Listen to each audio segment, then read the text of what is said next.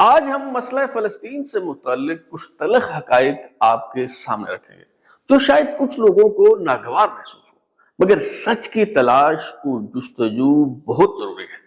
اسرائیلی جارحیت پر پہلے ہی بات ہو چکی ہے اور اس حوالے سے کوئی دو رائے نہیں، مگر آج ہم یہ جاننے کی کوشش کریں گے کہ پہلی اور دوسری انتفاضہ تحریک نے کب اور کیسے جنم لیا۔ غزہ پر راج کرنے والے سب سے بڑے مزاحمتی گروپ حماس کا قیام کب عمل میں آیا؟ کیا یہ سچ ہے کہ اسرائیل اور امریکہ نے یاسر عرفات کی الفتح اور پی ایل او کے مقابلے میں حماس کے بانی شیخ احمد یاسین کو شروع میں کھلی چھٹی دے رکھی؟ اور یہ دعویٰ کس حد تک درست ہے کہ حماس دراصل امریکہ اور اسرائیل کی پیداوار ہے؟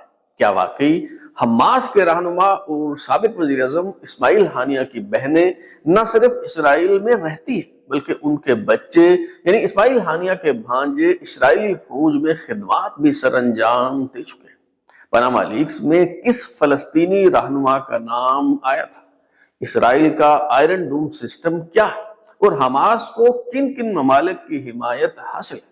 فلسطین سے متعلق آؤٹ لائن نیوز کے خصوصی سلسلے کی تیسری قسط میں آج ہم انہی سوالات پر غور کریں گے۔ میں ہوں بلال غوری اور آپ دیکھ رہے ہیں آؤٹ لائن نیوز۔ اسرائیل کے ایک فوجی ٹرک نے 1987 میں ایک کار کو کچل ڈالا جس سے 4 فلسطینی مارے گئے۔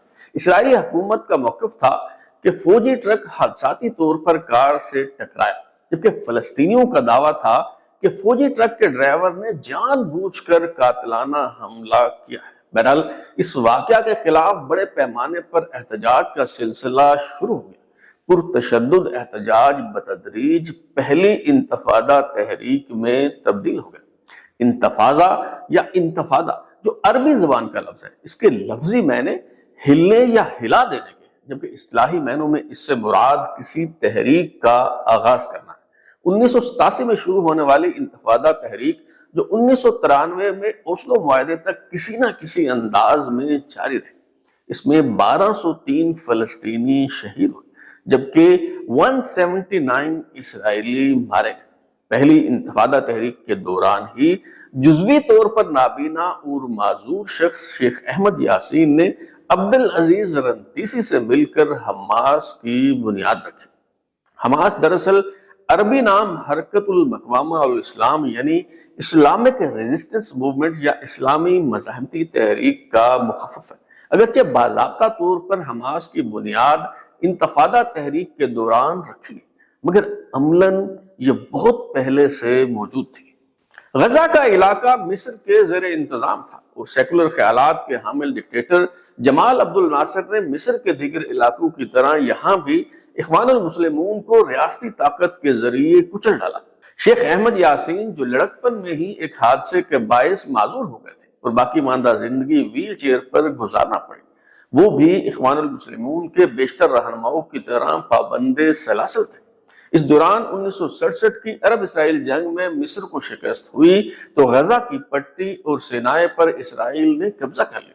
بعد ازاں اسرائیل نے یوم کپور کی لڑائی کے بعد مصر کے صدر انور سادات کے ساتھ امن معاہدے کے تحت سینائے کا علاقہ مصر کو لوٹا دیا، مگر غزہ کی پٹی بدستور اسرائیل کے کنٹرول میں رہی۔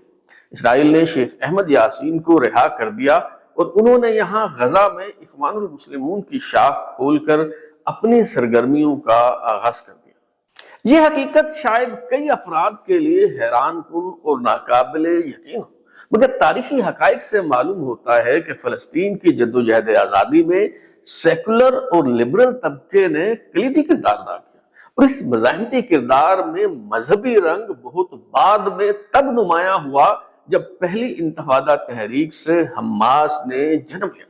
Popular front for the liberation of فلسطین، جس نے 6 ستمبر 1970 کو بیک وقت 4 مسافر طیارے اغوا کر کے دنیا کو حیران کر دیا، اس کی قیادت ایک مسیحی فلسطینی جارج حباش کے ہاتھوں میں تھی۔ فلسطینیوں کی نمائندہ جماعت پی ایل او ہو یا پھر یاسر عرفات کی الفتح پارٹی، یہ سب سیکولر جماعتیں تھیں۔ اسرائیل فلسطینیوں کو تقسیم کرنے کا خواہاں تھا، اس لیے مذہبی عناصر کو دوسرے اہم فریق کے طور پر سامنے لانے کے لیے شیخ احمد یاسین کو کھلی چھٹی دے دی گئی۔ شیخ احمد یاسین نے ابتدائی طور پر ایک فلاحی ادارے مجمع الاسلامیہ کی بنیاد رکھی، جس نے آگے چل کر حماس کی شکل اختیار کر لی۔ ٹیونس نژاد یہودی انور کوہن جو اسرائیل کی طرف سے غزہ میں تعینات تھے اور 1970 سے 1994 تک کم و بیش 20 سال تک وہاں مذہبی معاملات کے انچارج رہے، وہ وال سٹریٹ جرنل سے انٹرویو کے دوران دعویٰ کرتے ہیں کہ حماس اسرائیل کی پیداوار ہے اور 30 سال پہلے کی گئی احمقانہ غلطی کا نتیجہ ہے۔ وہ کہتے ہیں کہ حماس اسرائیل کی پیداوار ہے اور یہی میرا سب سے بڑا پچھتاوا ہے۔ انور کوہن کے مطابق جب 1970 اور 80 کی دہائی میں اسرائیل کا پہلی بار اسلام پسندوں سے سامنا ہوا تو وہ اسرائیل کے ساتھ محاذ آرائی کے بجائے قرآن پڑھنے کی طرف مائل تھے۔ اسرائیل نے حماس کی پیشرو جماعت مجمع الاسلامی کو سرکاری طور پر تسلیم کرتے ہوئے اسے فلاحی ادارے کے طور پر رجسٹر کر لیا۔ اسرائیل نے مجمع الاسلامی کو اسلامی یونیورسٹی بنانے، مساجد تعمیر کرنے، کلب اور اسکول کھولنے کی اجازت دے دی۔ غزہ اور مغربی کنارے میں اثر و رسوخ حاصل کرنے کے لیے جب کبھی ان اسلام پسندوں کی بائیں بازو سے تعلق رکھنے والے مخالف گروپوں سے لڑائی ہوتی تو اسرائیل اکثر ان کا ساتھ دیتا۔ دشمن کا دشمن دوست ہوتا ہے۔ اسرائیل نے اسی فلسفے کے تحت شیخ احمد یاسین کو یاسر عرفات کے مد مقابل لا کھڑا کیا۔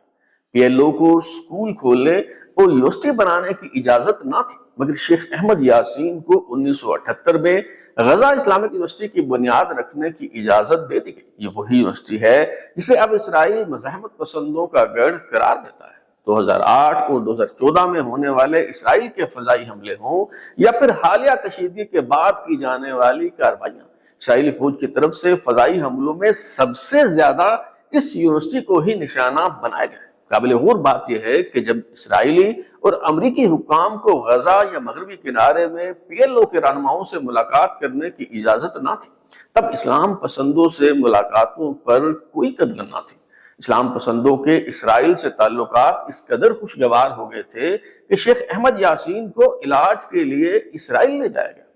شیخ احمد یاسین اور ان کی تنظیم سے اسرائیل کو پہلی بار خطرہ تب محسوس ہوا جب 1984 میں مجمع الاسلامیہ کے زیر انتظام ایک مسجد سے اسلحہ برآمد کرنے کا دعویٰ کیا گیا اور اسرائیلی حکام نے شیخ احمد یاسین کو حراست میں لے لیا۔ مبینہ طور پر شیخ احمد یاسین نے دوران تفتیش کہا کہ یہ اسلحہ اسرائیل کے خلاف استعمال کرنے کے لیے نہیں بلکہ سیاسی مخالف جماعتوں، الفتح اور پی ایل او کے خلاف استعمال کرنے کے لیے حاصل کیا گیا ہے۔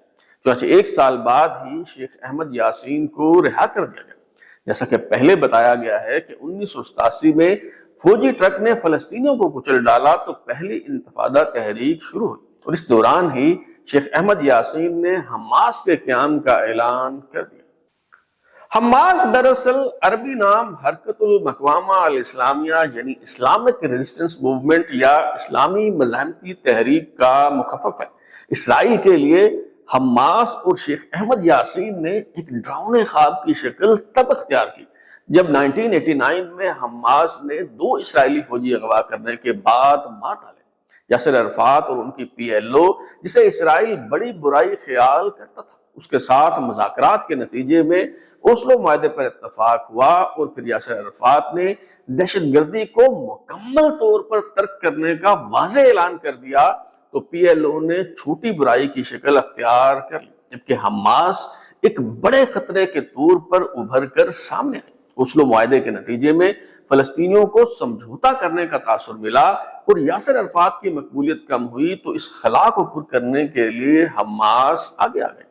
اسرائیل کے خلاف بے لچک رویہ جو کبھی پی ایل او کی پہچان ہوا کرتا تھا اب حماس کا تعارف بن گیا۔ اسرائیلی حکام کی طرف سے شیخ احمد یاسین کو ایک بار پھر گرفتار کر کے عمر قید کی سزا سنائی جا چکی تھی۔ اسرائیلی حکام کو اندازہ ہو چکا تھا کہ اب حماس ہی ان کے لیے سب سے بڑا چیلنج ہے، اس لیے حماس کے 400 رہنماؤں کو جبری طور پر جنوبی لبنان جلا وطن کر دیا گیا۔ جلا وطن کیے گئے رہنماؤں نے موقع غنیمت جانتے ہوئے بیرونی دنیا سے تعلقات استوار کیے اور یوں حماس کو عالمی سطح پر ایک نئی پہچان ملی۔ ان جلا وطن رہنماؤں میں سے کئی واپس بھی لوٹ آئے۔ حماس کے رہنما خالد مشعل جو اردن میں تھے، 1997 میں موساد کے 2 ایجنٹوں نے انہیں زہر دے کر قتل کرنے کی کوشش کی مگر ناکام رہے اور پکڑے گئے۔ اردن کی حکومت نے انہیں گرفتار کر کے جیل میں ڈال دیا۔ اسرائیلی حکام نے اپنے ان ایجنٹوں کو بچانے کے لیے اردن کی حکومت کے ذریعے حماس سے ڈیل کی، اور یوں موساد کے ان ایجنٹوں کے بدلے شیخ احمد یاسین کو رہا کر دیا گیا۔ یوں شیخ احمد یاسین اسرائیل کی قید سے رہائی ملنے پر فاتح کی حیثیت سے غزہ میں داخل ہوئے۔ ایریل شیرون نے 28 ستمبر 2000 کو مشرقی یروشلم کا دورہ کیا تو بیت المقدس آمد پر فلسطینیوں نے شدید احتجاج کیا۔ یہ احتجاج جھڑپوں میں بدل گیا اور 6 اکتوبر کو حماس نے یوم غضب قرار دیتے ہوئے اسرائیلی چیک پوسٹوں پر حملے کرنے کا اعلان کر دیا۔ یوں دوسری انتفاضہ تحریک شروع ہو گئی، جو پہلی انتفاضہ تحریک کے مقابلے میں زیادہ خونریز ثابت ہوئی۔ دوسری انتفاضہ تحریک میں 1330 اسرائیلی ہلاک ہوئے، جبکہ 3300 فلسطینی شہید ہوئے۔ اس دوران عبدالعزیز رنتیسی کو بھی اسرائیلی میزائل حملے کے ذریعے نشانہ بنایا گیا۔ وہ زخمی تو ہوئے مگر بچ نکلے۔ 22 مارچ 2004 کی صبح جب شیخ احمد یاسین کو ویل چیئر پر نماز فجر کے لیے مسجد میں لے جایا جا رہا تھا تو اسرائیل کے گن شپ ہیلی کاپٹروں نے ہیل میزائل فائر کر کے انہیں خون میں نہلا دیا۔ شیخ احمد یاسین اس حملے میں موقع پر ہی اپنے محافظوں سمیت شہید ہو گئے۔ عبدالعزیز رنتیسی کو حماس کا نیا سربراہ مقرر کیا گیا، مگر بامشکل 1 ماہ بعد ہی 17 اپریل 2004 کو اسرائیل نے اسی انداز میں گن شپ ہیلی کاپٹر کے ذریعے ہیل میزائل فائر کر کے عبدالعزیز رنتیسی کو بھی شہید کر دیا۔ شیخ احمد یاسین اور عبدالعزیز رنتیسی کی شہادت کے بعد خالد میشال کو حماس کا سربراہ چن لیا گیا۔ پی ایل او کے برعکس حماس اسرائیل کے وجود کو تسلیم نہیں کرتی۔ حماس کے ایمبلم یا انسگنیا میں کعبۃ الصخرہ کا سنہری گنبد بھی شامل ہے، اور اس کے نقشے میں موجودہ اسرائیل، غزہ اور مغربی کنارے پر مشتمل وسیع تر فلسطینی ریاست شامل ہے۔ جنوری 2006 میں فلسطینی اتھارٹی کے زیر انتظام انتخابات ہوئے تو مغربی کنارے میں محمود عباس کی الفتح پارٹی نے کامیابی حاصل کی، جبکہ غزہ سے حماس کو اکثریت حاصل ہوئی۔ یوں اسماعیل ہانیہ فلسطین کے وزیر اعظم منتخب ہو گئے، جبکہ صدارت کے منصب پر بدستور محمود عباس برجمان رہے۔ غزہ کا علاقہ بحیرہ روم کے کنارے 365 کلومیٹر یا 141 مربع میل کی لمبی پٹی پر محیط ہے، جس کے جنوب مغرب میں مصر، جبکہ شمال اور مشرق میں 51 کلومیٹر طویل بارڈر ہے جو اسرائیل سے ملتا ہے۔